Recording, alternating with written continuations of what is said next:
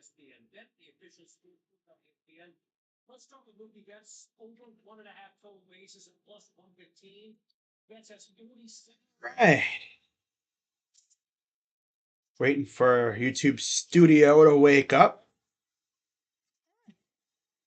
Who's ready for another recap dream? I know why.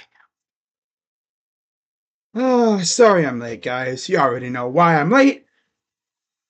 Computer issues, as always. Like, my camera does not like me sometimes. So, yeah. Get it resolved, though, obviously, because I'm here. If I didn't get it resolved, I wouldn't be streaming right now. But what's going on, everybody? Crazy Dog back with another Guardians series recap, series preview live stream. As, of course, in this stream, I'm going to be recapping our series against the Stankies. Talk about how we did, the good, the very bad, and then I'll give my thoughts on the upcoming series against the Red Sox, which starts bright and early tomorrow at 11 a.m. Oh, why are they playing at 11 a.m.? On a Monday, no less. Boston Marathon. So, yeah. That'll be fun. So, anyways, the series was supposed to start on Friday. Mother Nature's like, no, no, no, no, no, no, no. You're not playing today. You're playing tomorrow. You're going to play 2 tomorrow.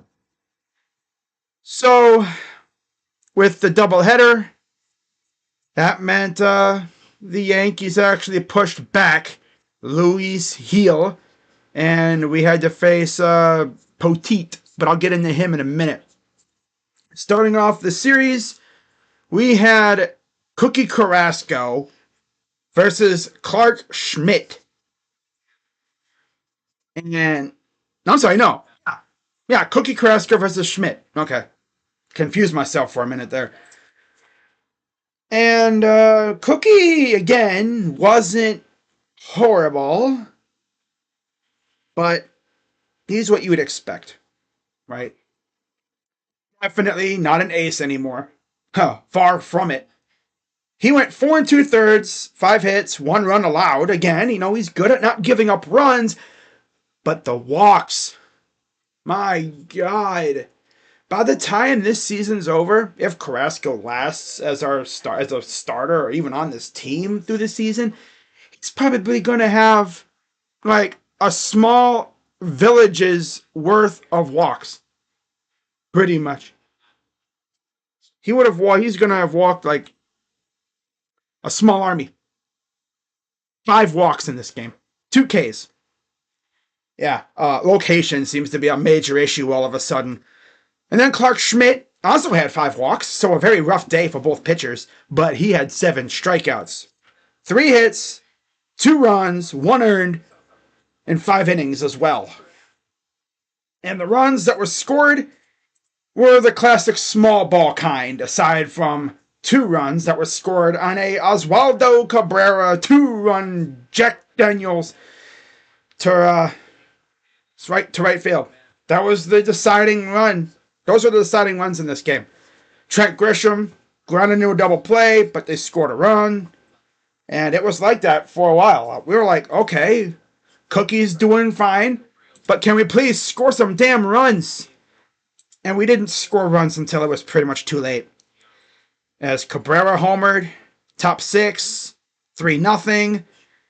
The Guardians, as usual, don't go down without a fight. Tyler Freeman grounded into a force, but there was a throwing error by Gleyber Torres. We're going to hear his name again later on. Trust me. And that would have been a double play, but instead we scored 2, and that would be it. We had chances, couldn't get across. Of course, the Guardians just had to tease us at the very end. As, of course, with the Yankees, whenever we face these guys, whether it's at home or on the road, at the Playhouse ballpark that they have, there's always shenanigans. Bottom 9 comes up. Ramon Laureano leadoff double. We're like, oh my God, that's lit. And then Naylor strikes out swinging, right? You look at the map. What pitches was he swinging at? Does it really matter? He's swinging at garbage, right? I mean, there was one pitch in the zone. One pitch in the zone. I'm seeing a called strike in the zone, right? That's reasonable. But then, for some reason, he swings at not one, but two pitches that were damn near at his ankles. That should be a 3-1 count in your favor with nobody out. And this dude's trying to play golf. I mean, Bo, if you want to go play golf, the Masters were going on, right? Go try out for the Masters if you want to play golf. Like, what is this at bat, right? You have a runner on second, tying run.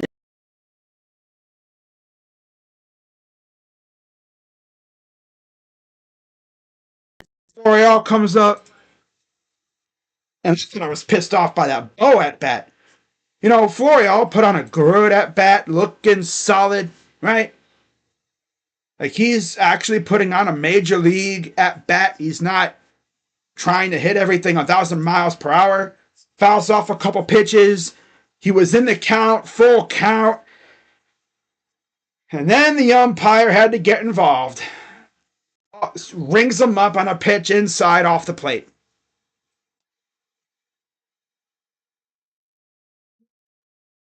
Yeah,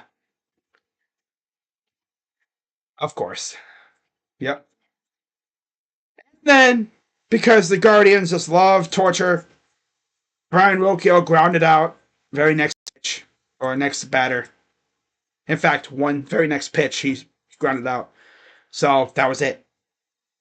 So once again, tying run on second, they lose. This is what our out of the 4 losses, this was the third by 1 freaking run. They got walked off by Oakland, right? And then they had that loss against Seattle. 1 run difference. And then this one. One thing is for certain, this team never quits. They never quit, right? Yeah, Schmidt got the win. 3.68 ERA. He's 1-0. Carrasco took the loss. Tough loss. 3.55 ERA. And then Holmes already got his 6th save of the year. Yankees improved to 11-3. Guardians are now, were 9-4. Yeah. So, coming off a few hours later, we had Tristan McKenzie on the mound going up against Poteet. You know, someone who hadn't pitched in the majors in 2 years? Is what I said in my stream, right? I tried to stream this game, but after a while, this game was no. And you're going to see why. What's up, Daniel? Lamar with the classic emoji. Salute, I got put in timeout over at John Boy Medias for trolling them on the win today. Wow, B Squirrels, that's tough. Nice win for Cleveland because that helps my Orioles. Of course it does. Yep, always willing to help out the AL East teams against the Stankies. So, talking about this game. What exactly went right? Absolutely freaking nothing. Tristan McKenzie on the mound against Poteet. And Poteet was damn good, actually. 6 innings, 6 hits, 1 run allowed, 4 Ks, and a homer.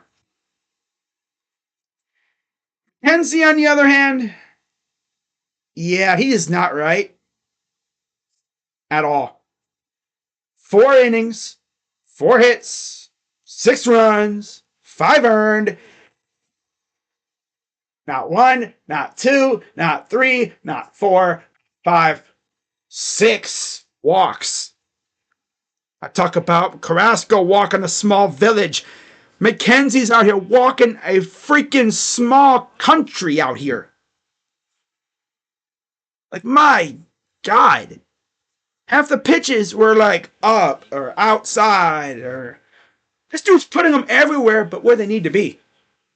That's about mechanics. His mechanics are all jacked up, just like his elbow. Yeah, Guardians fans on Twitter saying, "Yo, Tristan, how about you just bite the bullet and freaking get the surgery now, man? You should have gotten it last year when they were probably telling you to get it, but you didn't want to." So yeah, you'd miss the season, but maybe it would motivate the Guardians front office to make a move to fill your role. Like, this is ridiculous. He only had one strikeout as well. And they were hitting us with our own medicine, pretty much. You know, they were hitting us in the face with our own fist. Top of the first, they scored two, courtesy of a Rizzo single and a Giancarlo walk. Yeah. A bases loaded walk to Giancarlo. And then top four, Volpe would single in a run. And then Juan Soto. Or should I say, on Soto. 3-run jack to left center. Blew it open. 6-0. And then top five, Oswaldo Cabrera, RBI double, 7-0. And then they would end the scoring for them with a Wells sac fly. And the Guardians would wake up in the bottom of the fifth with the Estevan Florial solo shot, his first as a Guardian. And then Josh Naylor would hit a dong to right field, to make it 8-2. And that was it. That was his fourth of the year. So, yeah, we lose 8-2. Poteet. Oh, doors opening. Make sure no one is trying to come in. There's a ghost trying to enter my room. No, my door, stop it. There we go. There we are. All right, there's a ghost enter my room. If you're a ghost and you're in here, what do you got to say? Huh? If you're a ghost, turn off my light right now. As my light turns off and I absolutely just book it out the door. That's not me. But Poteet got the win. He's got a 150 ERA. Tristan McKenzie. 1-2, 6.23 ERA. Yeah. You know, it's easy to be a guy like Poteet, right? Because all you got to do is just go out there and do your stuff. Because look at your freaking offense. I'm looking at their lineup. There's really no holes. Volpe, solid. Soto, goated kind of player. Judge, really? Do I need to say it? Judge, Rizzo, Stanton, Glaber, Verdugo, Oswaldo, Wells. The only maybe hole on their team is maybe Wells. Maybe. But they got Trevino as well, who's solid. They really have no holes. Right? Meanwhile, you look at the Guardians lineup. Top four, really good. Mostly. Kwan. I mean, do I need to say it again? He's amazing. He's doing that, get on base every at-bat thing. Do anything possible to get on base. Yeah, I like Kwan. Really good. Jimenez, solid. J-Ram, come on, it's J-Ram. Naylor, amazing, especially this year. He's trying to get paid. After those four, because that's usually our top four, after that, it's like roulette. It's the mystery box. You don't know what you're going to get. Brennan, ass. Laureano, ass. Florial, we haven't really seen him enough to judge. Fry, comes up every once in a while, get a big hit. Solid.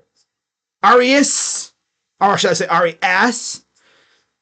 I mean, again, we don't see him enough. But when we do see him, he usually embarrasses himself. And Rocchio. I mean, he alright. I'm worried about Mr. Sticks. We all are. We all are. So, I mean, the Guardians, Like, they have at least 3 bats in the minors that could be up right now. At least 3. I mean, Manzardo should be up without a doubt. You could argue maybe Noel could be up because he has some crazy power.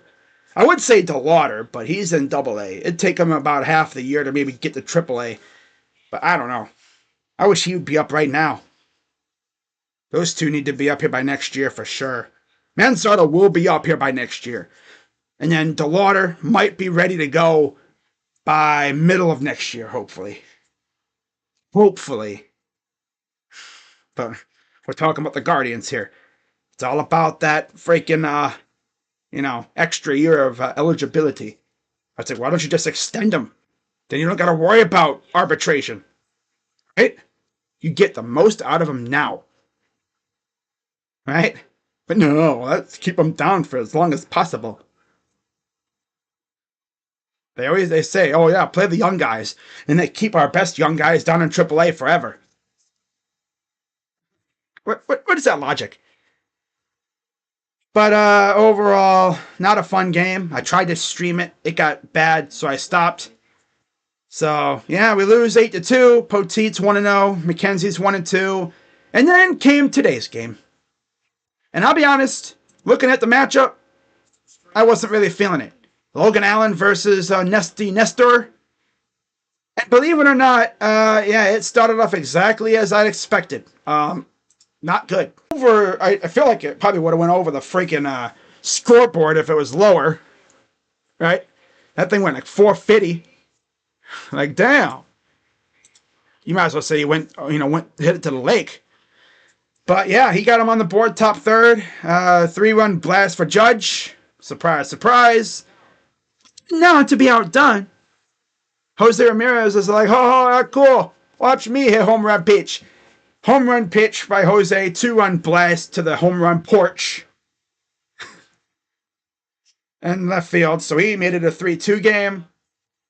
And, they responded. Solo blast for Jose Trevino to center field. Made it 4-2 Yanks.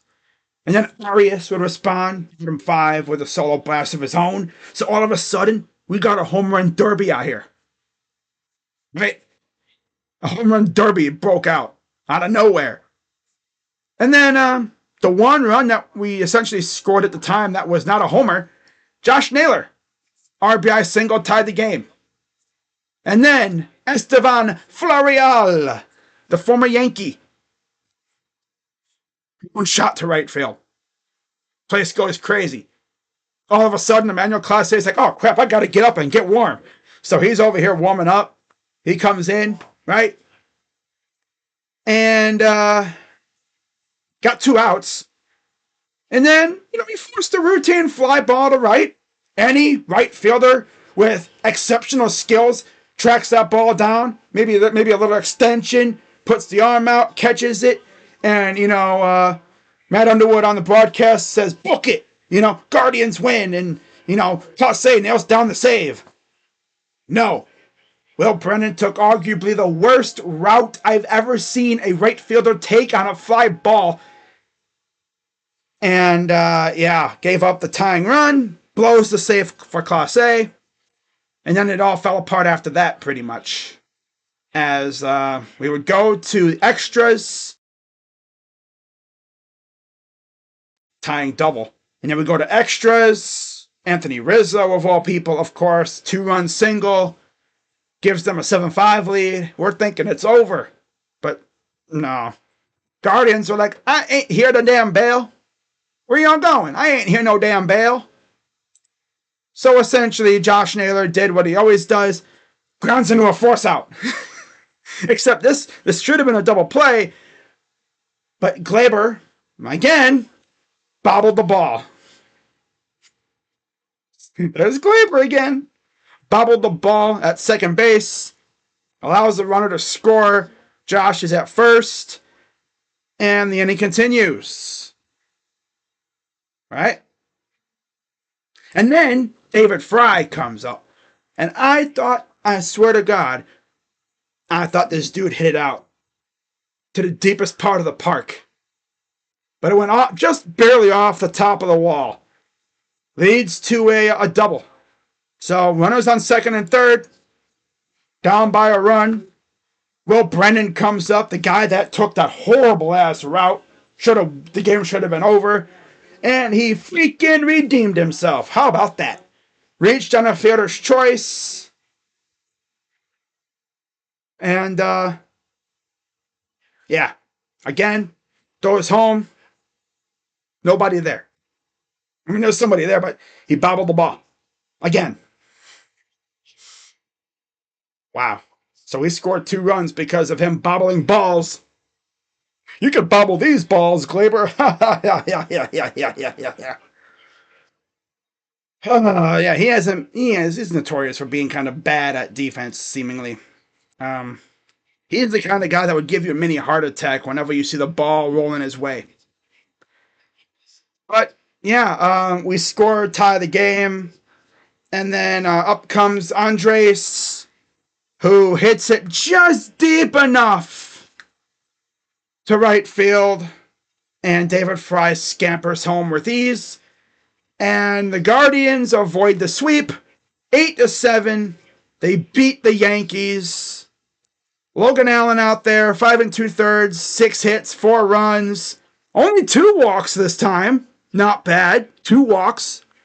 Pretty sad how I'm happy with only 2 walks, right? Considering the other 2 walked a combined 11 hitters. He only walked 2, had 4 Ks, gave up 2 home runs though. But Cortez, 4 innings, 5 hits, 4 runs, 4 earned, 1 walk, 6 Ks, and 2 homers. Like I said, it was a home run derby today. Yep. Got to give a lot of credit to, Smith and Barblow. Even Gaddis, for the most part, was solid. He had 2 Ks. He did walk a batter. But he did have 2 Ks, which is good. Class A, besides Brennan's dumbass route at catching the ball, my dude needs to, practice tracking fly balls because, bro, what are you doing? Especially because he had just come in, I think, for Laureano or Florial or something. He came in for somebody, and he does that. I think it was Laureano. He came in for Laureano and he proceeds to do that. Has me thinking, I don't think Laureano does that. Laureano wouldn't be up that close. Laureano would notice immediately that ball is carrying a little bit. He'd be right there and make the catch, and the save is preserved, and we win in regulation. But no, we got to win in extras.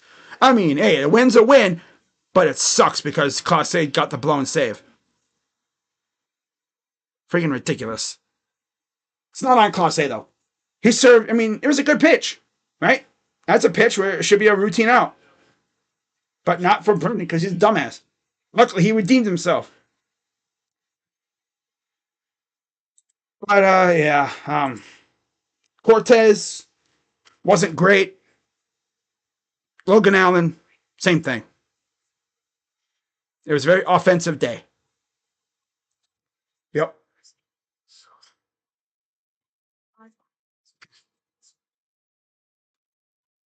What a freaking series this was, right? But yeah, Andres sac fly scores the run. And he got the win. He's 1-0, 3.38 ERA, and Ferguson takes the loss. He's 0-2 with a 4.05 ERA. So we avoid the sweep, and now we head to Boston. And hopefully these guys are on that plane now because they're going to need some sleep. Because they're waking up bright and early tomorrow, early morning. They're going to go breakfast at Boston tomorrow. Because the game is before noon. Flying out here before noon. 11 o'clock first pitch. They'll be back at the hotel eating dinner by the time the other games get started.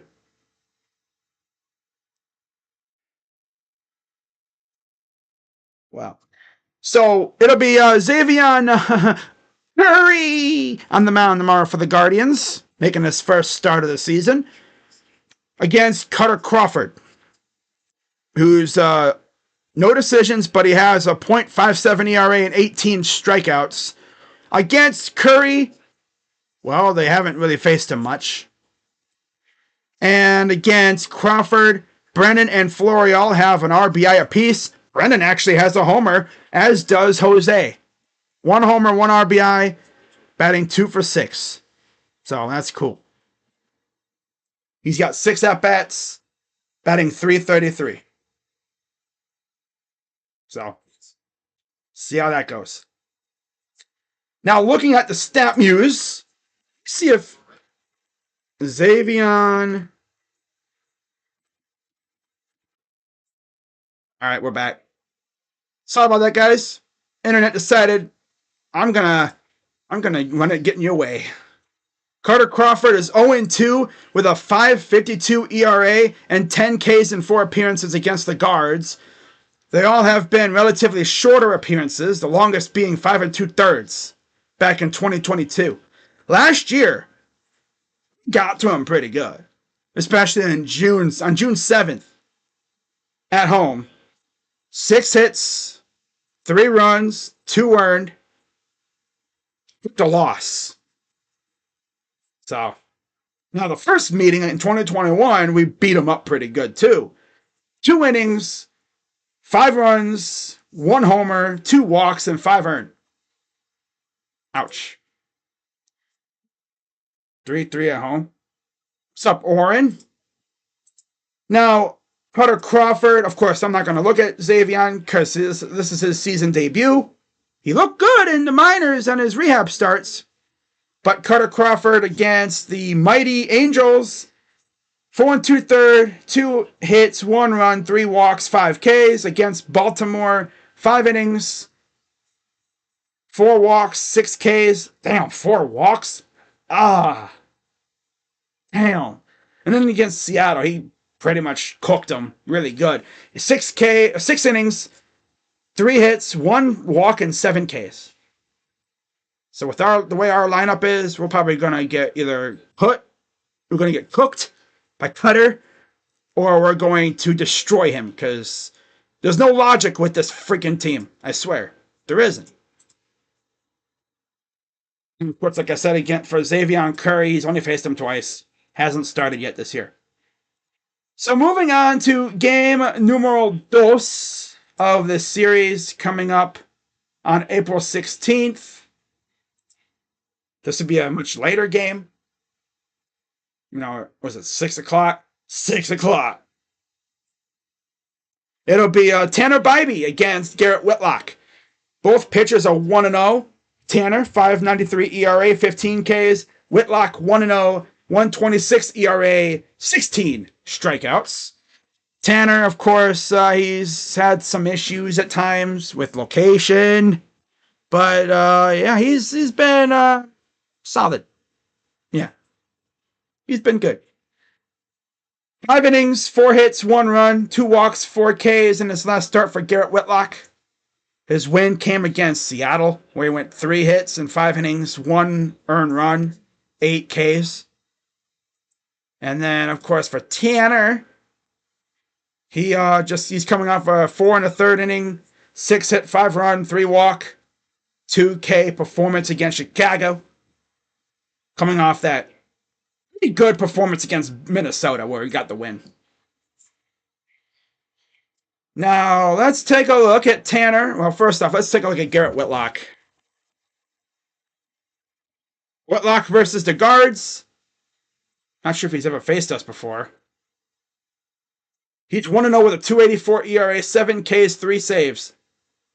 So he's only faced us as a reliever. And his 1 win came back in 2021. Yeah, so he hasn't really done much. And then Tanner Bybee, let's take a look. I'm almost certain Tanner's faced him before.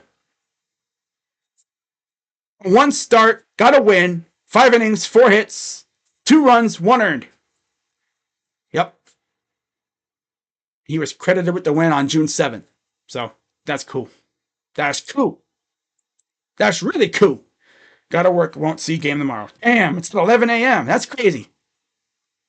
Looks like I'm getting excited for the first round of the playoffs. Oh, I am too. Yep. I'll be doing the play-in games, so you already know. It's gonna be lit. Now, looking at the next game of this series. Well, I didn't even look at the thing. Hang on. Got to look at see how these two teams are historically against each pitcher. The players. That's right. Really forgot. So against Tanner, Devers has an RBI, and that's it.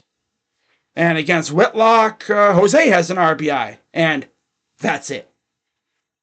In fact, only 3 guys have a hit on Whitlock. That is Jimenez, who's 1 for 4, and Naylor is 1 for 1. Jose is 1 for 3 with an RBI. So neither team has really faced these pitchers a whole lot. Should be a good one.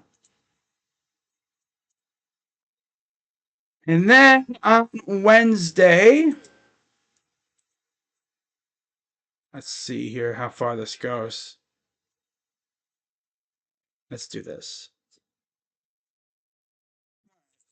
Gotta look it up.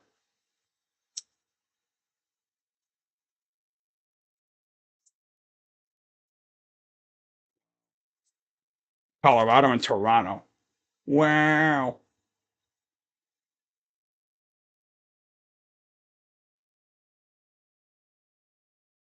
Okay.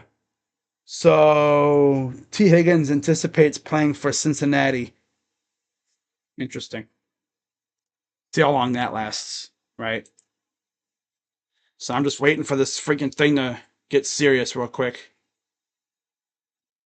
Because of course it wants to freeze. We won't see the Knicks. Nope. No Knicks this year. At least yet. We wouldn't see them. I'll have to go through the pathway, but I don't think we'd see them for a while.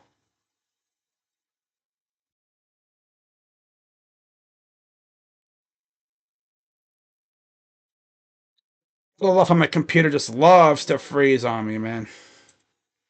Computer's been so unserious as of late. It's not even my computer. It's my freaking browser I use. It's Microsoft Edge. It is it is straight up booty. T to the Giants, you think? What does this say? Oh. No, he's not saying. Oh, you're saying you want him on the Giants. I thought he was going there. I was like, wait, what? Not yet. Come on, you stupid freaking. You know what? Dude, this freaking thing is pissing me off.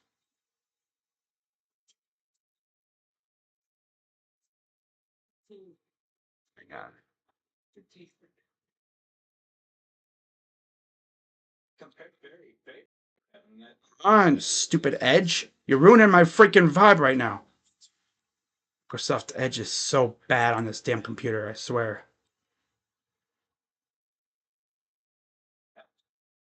There we go. Alright, I'm gonna redo it. Why won't JB play Imoni? He's a G Leaguer. He's a G Leaguer. He's not supposed to really be playing. He's a two-way deep player, deep bench guy. JB's not going to play him over his actual 10-man. Oh, no, now that it's the playoffs, it's going to be like an 8-man rotation. I believe Bickerstaff and the Cavs is going to fumble the ball this time. I don't think they will. I think the lights are actually going to be moderately dim this time around.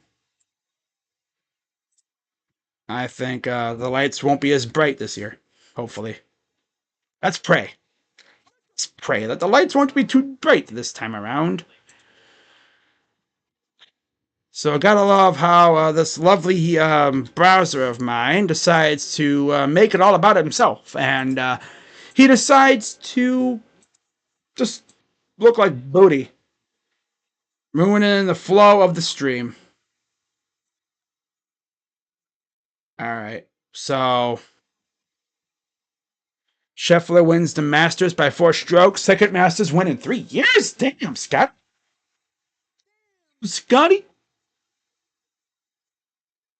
I feel like Rocha. Whenever he has to look at the score, he always has to do this because there's big-ass monitors in the way of the freaking TV because These networks don't put the scoreboards up top anymore. They put them at the bottom. Remember when they used to have the scoreboard, the score bug on the top of the screen? So you didn't have to always do this. Look, extend your neck like a giraffe. So, finally back here. Let's see. Bobby Whitlock. The third game of the series, which will be a 7-10, will be Blake Lively making his first start of the year against Tanner Houck.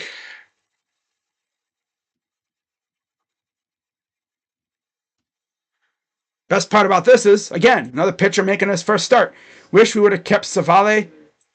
Yeah, I see it, but all we would have needed to do was keep him and have him get hurt. We'd be in the same situation now. And we wouldn't even have Manzardo. But Lively making his first start. Did I say Blake Lively? I meant Ben Lively. Where did Blake Lively come from? Is it a celebrity? Ben Lively, formerly with the Reds. I guess he's more of like a reliever type. Played with Philly. And then he went to Kansas City. And then Cincinnati last year. 12 starts. And 32 starts in his career. Okay. Tanner Houck, 0-1 with a 3.52 ERA, 14 Ks, and 1 save and 7 appearances against the Guardians. The last appearance against us was 2022, where he lost. 1 inning, had 1 run allowed as a reliever. He mainly faced us as a reliever, except 2021, September 4th, where he went 5 innings. His worst outing was his first one, where he went 3 runs, surrendered 3 runs, and then a home run allowed, and 4 walks, too. Not fun. Not fun. Historically, against Lively, they've never touched him. They never really faced him. And then against Houck, Quan has an RBI. Josh Naylor, and Jose Ramirez each have a home run and an RBI against Houck. So essentially, I'm guessing it was a solo blast. So, see how they do in this one. Houck is 2-1, 2.04 ERA, and 19 Ks. And I'm really curious to see how Lively does. And Lively, at least it's not Jaime Barria. Wait, his nickname's Bebo too? And a Bebo and Roberto. Come on, I wish we would have had Roberto Perez. We could have had Bebo to Bebo. Because their nicknames are Bebo. Edward Bennett Lively. Edward. Bulls will beat the Hawks, I think. Yeah, they could. They could. I wish if they would have won, they would have been the 3rd seed in anyway, because the Knicks beat the Bulls. Yep. I thought they did it because they didn't want to face the Heat or the Sixers, and they wanted to face the Magic. Which, if you lose to the Magic, I've said this in my stream earlier, if you lose to the Magic, don't even come on the team plane, JB. Just take an Uber home. In fact, don't even go home. Just go back to where you go in the offseason, because, my guy, you're probably going to be fired anyway. I mean, you're putting all your chips in the center of the table, hoping that you beat the Magic. Because, my God, if you get past the Magic, it's not even a sure win. If you get past the Magic, you're probably facing the Celtics. We all know how that's going to go. Unless the Celtics get upset by Miami, Philly, and or Chicago, Atlanta winner. If we end up getting like Miami versus Boston again, and then Philly versus Milwaukee, we better not squander that. Because, man, Miami could beat Boston. I got Atlanta Hawks beating the Bulls. They got Trae Young back. They could beat Chicago. DeJounte, Trae Young, Capella, and all them. They could do it. They could. No. Final game of the series. By the way, if you're wondering, am I going to be streaming any of these games? Probably not. The one game I would have streamed would have been tomorrow's, and it's at 11 a.m. I'm not streaming that. That's too early. That's too early for me. No. Now, interestingly enough, it says Criswell will be pitching for Boston in the final game of the series. The Guardians have not announced their starter. It's interesting. I don't know if I mentioned this before, but Houston hasn't been listed. He should be starting in this series. He pitched yesterday. He was the second game yesterday. Unless they push him back a few days to, give him a little extra rest. Man, if they turn back over to Cookie, and then they go to Tanner, or Cookie to Logan, and then Tanner again with no McKenzie, that tells you his elbow probably finally bit the dust. Because he's been looking bad. Location has been off. What's happening to Tristan is what you would expect to have happen to somebody with an elbow issue. Not Shane Bieber. You didn't know any better. If Shane didn't tell anybody, nobody would have known he had an elbow issue. He probably could have played with a freaking UCL, a shattered UCL, and he would have never known. I mean, of course, he's going to feel pain. But my God, what he was doing out there, you would have thought he would do what McKenzie's doing. Walking everybody, can't locate. He was striking people out like nothing. Like, yo, Shane, did you really have to get that surgery?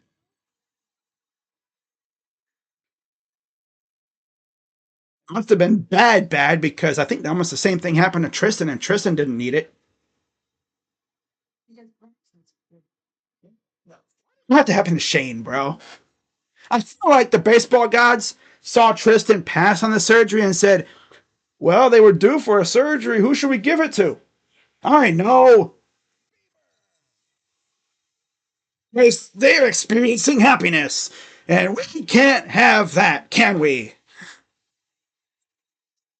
Now, looking at Criswell versus TBD. TBD is a pretty damn good pitcher from what I hear.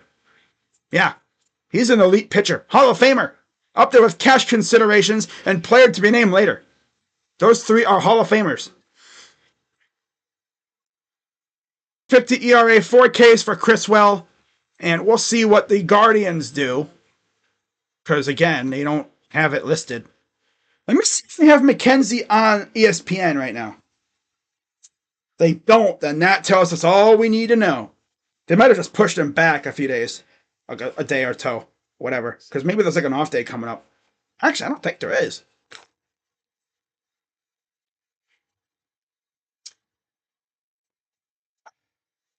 Let's see. For Criswell. He has 1 start, 4 innings, 5 hits, 2 runs, 1 walk, 4 Ks against the Angels on the 13th. So yesterday. Okay. All right. So they do not actually have him on here. They have it as Hawk. Oh, I wonder if they pushed back Tanner Hawk to face off against Cookie. So yeah, Crawford, Curry, Whitlock, Bybee, Hawk versus Lively, according to ESPN.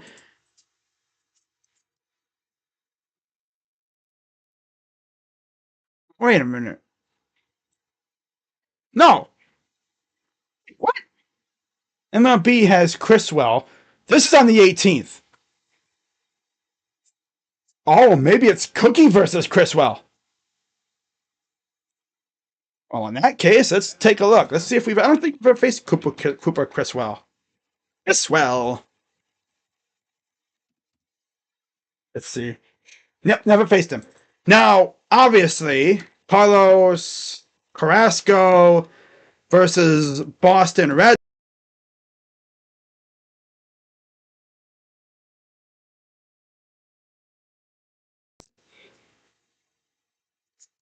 Oh, gotta love this freaking browser. Swear. Okay. Let's see here.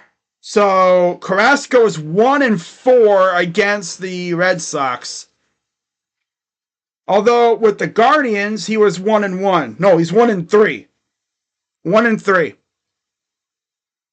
His best start was 2014. Damn. No, his one win came in 2014. He hasn't faced them with the Guardians since 2018. Wow. And he was with us up until, what, 2020? Damn near. Right around there? 2021? Wow. We did face them once with the Mets. 2 1/3, 10 hits allowed, 5 runs, all earned, 2 walks. Ish. Not looking forward to that one. That's for sure. That's for sure. Hanson! Shane Bieber next year. I don't know if he will be the Guardians. He might be. The Timberwolves have to play the Suns in round 1. Oh, that's tough. That's tough. The worst possible matchup for the Wolves. We are probably screwed. We could beat anyone else in the West. The NBA is cruel. Meanwhile, we get the upstart Magic. Carrasco is probably going to be the pitcher for that game. Now, it'll be interesting to see like how they do against Cookie and how Cookie does. Because our bullpen needs a little a little pick-me-up. Because, my God, they are just gassed. And there's not too many off days coming up here. They're going to be run ragged. So, according to this, Bibee, Lively, Carrasco, and then McKenzie. So that's what they did. They pushed back McKenzie a couple days. I think that's kind of smart. Give him a little extra rest up because he pitched against he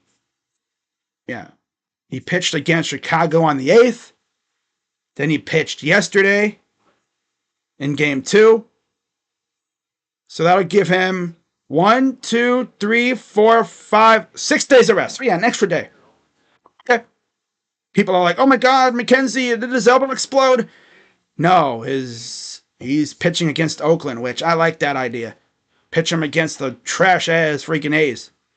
Now watch, the A's are going to absolutely crush him because that's what happens. That would also set him up for the final match against Boston at home, too.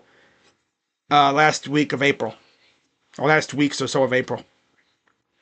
It's crazy how we're done with Oakland and Boston before May even gets here. And then we don't face Seattle again until June. So that's pretty crazy, right? We're done with Oakland and Oakland and Boston by April. And then we don't face the Stankies again until second half of the season, I'm pretty sure. Yeah.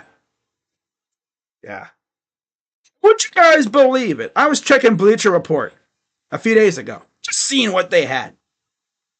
The Guardians were actually featured in an article talking about, teams addressing needs. And they had us talking about acquiring a starting pitcher. The names they listed were interesting. Jesus Luzardo was on there. Frankie Montas. I'd do that for sure. They also listed, I think, Lance Lynn. If you need a cheap innings eater, I think Lance Lynn would fit really well, I guess. Montas would be cool. Luzardo would be the guy I think you'd want if you seriously want to continue being a legit team. Without innings eaters and stuff. Not to mention we have Gavin coming back too, so I don't think we're going to be doing that. Unless Cookie just ain't cutting it. Get it, Cookie? Cut. yeah. But seriously though, they might need another pitcher. Even if it's a bullpen arm or two. they would need it. And it's like, it says reconnecting. I'm like, are you serious right now? But yeah, Lance Lynn is in St. Louis. We could trade for him, right? You already know. What? What? Huh? Gaddis is not starting, by the way. He found his home in the bullpen. That's his home, and that's where he's probably going to stay for a while. We would have to be in pretty big desperate, like we'd have to be pretty desperate to put him as a starter again. Yeah. The Cavaliers have officially clinched the 4th seed.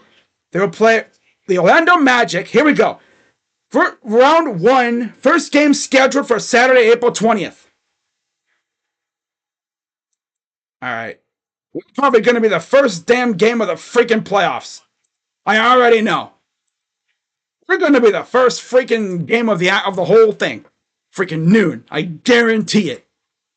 I guarantee it. Freaking guarantee it. By the way, for any Buckeye fans, Devin Sanchez put the key in, twisted it, and then threw it away on his recruitment. He locked up his recruitment. He's not going nowhere. He's not taking any more visits. He's locked in to Ohio State. Yeah. And now what he's going to do is he's going to go out and he's going to help us out recruiting. I mean, his family is out here pretty much recruiting for the Buckeyes. Imagine if his family was out here recruiting for us, only to have him flip and go somewhere else. Can't do that. Can't do that to us. No. But what he's going to do is he's going to go out there. He's going to go out amongst the uncommitted recruits, even some committed ones that may be eyeing Ohio State. And he's going to be like, hey, I see you be eyeing Ohio State, though. Come ball with us. Make us better. Help us get a natty or 2 or 3 or maybe 4. Yeah, possibly 5. No, 4. Because at this point, I think all these players, they don't have that eligibility that the others did. But that's going to wrap it up, guys. I'm going to head out, and I will see you all tomorrow. I'm probably going to go live for a little playoff preview thing coming up. So be on the lookout for that. I'll talk about the matchups and stuff. Now, as far as like an actual playoff prediction stream, I think I'm going to do a play-in. I'm going to do one including the play-in.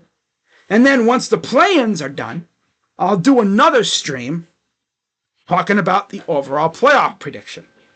So I'll start off with the play-in, give my predictions all the way to the NBA Finals with the play-in round before it happens. And then I might do one afterwards. We'll see. I might just do like just the overall play-in, and we'll see how it goes. So with that being said, I'm Crazy Dog, and have a good day, everybody. See you guys later. Bye-bye. Later, Crazy Dog. So go Cleveland. F the tricks. F them tricks. F them tricks. No. F the stankies. Yeah. So I see you guys later. Bye-bye. Yeah. Go Guards. Ooh, go Cavs. Uh-huh. Bye.